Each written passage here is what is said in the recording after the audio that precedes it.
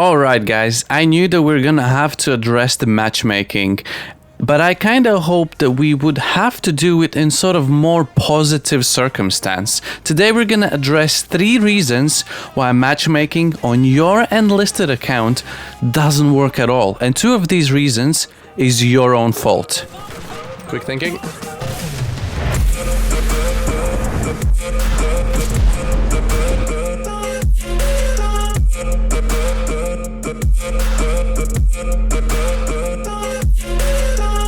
Right guys, today we're going to be addressing the matchmaking, and I knew that we're going to have to do it eventually, so I have streamed the test server number 3 and test server number 4 as soon as Darkflow implemented the battle rating system.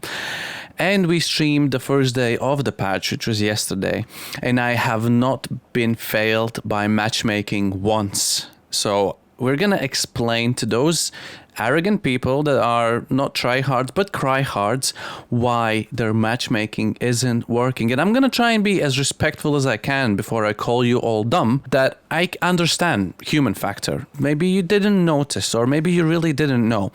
We're all humans and things happen. But if you're completely oblivious in your own superstitious world, being against the merge from the day one, and if you're completely just don't accept 5 seconds of your attention just to pay attention how battle ratings and lineups work, then I'm sorry, you can't be helped. If you're the one that goes in comments and Facebook forums commenting saying, oh, that's it, I'm not playing this game anymore. Some even go as far as saying boycott the game because what is this update?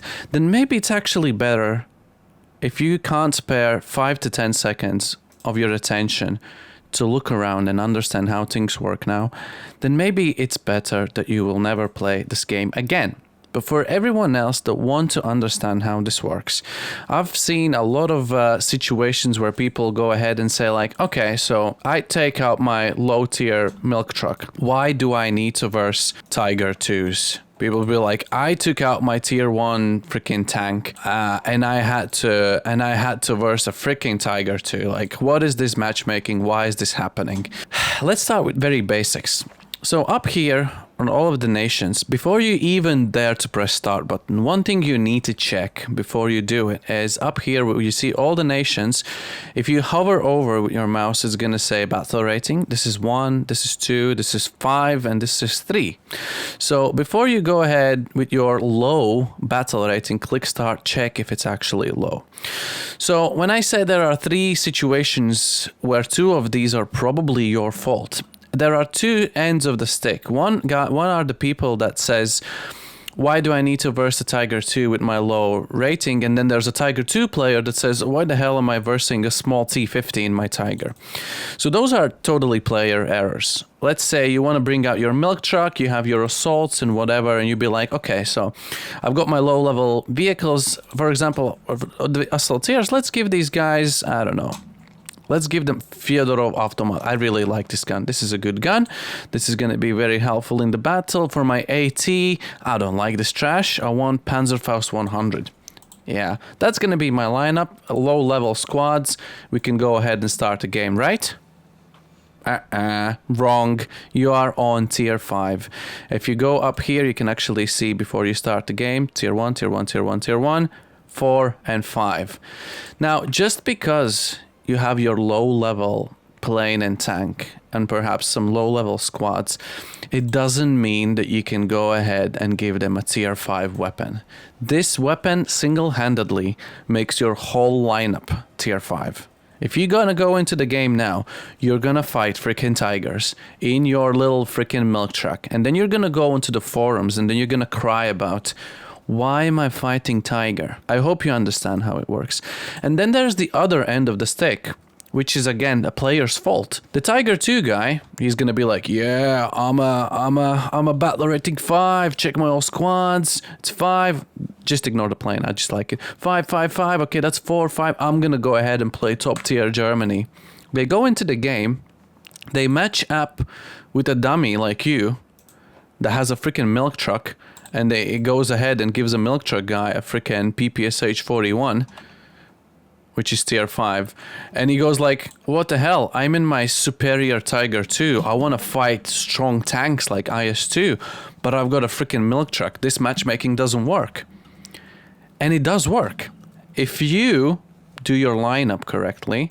Now, the third reason why matchmaking might not work, I can gladly say that it's not your fault.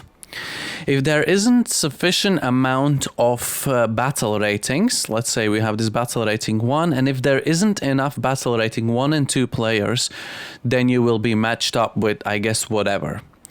But in my experience, as I said, I have streamed test number 3, test number 4, and the patch day 1 of the merge.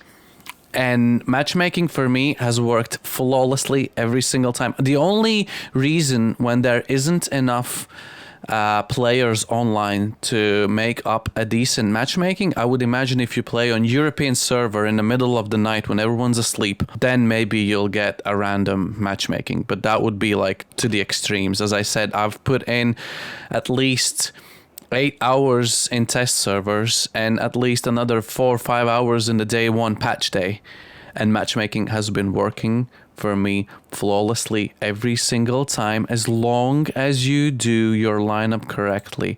Now, I was watching Para Division today, and the guy has a really good content. You should really go and check him out if you somehow still have missed his channel. And he had quite a good point actually regards the battle ratings. One that I do agree with and one that I don't agree with. The first one that I don't agree with, he said that the battle rating 1 is kind of useless when you think about it, because you're gonna get a tier 3 games all the time anyways, which is totally false. In his video, he made up a lineup that consisted from tier 1s and tier 2s.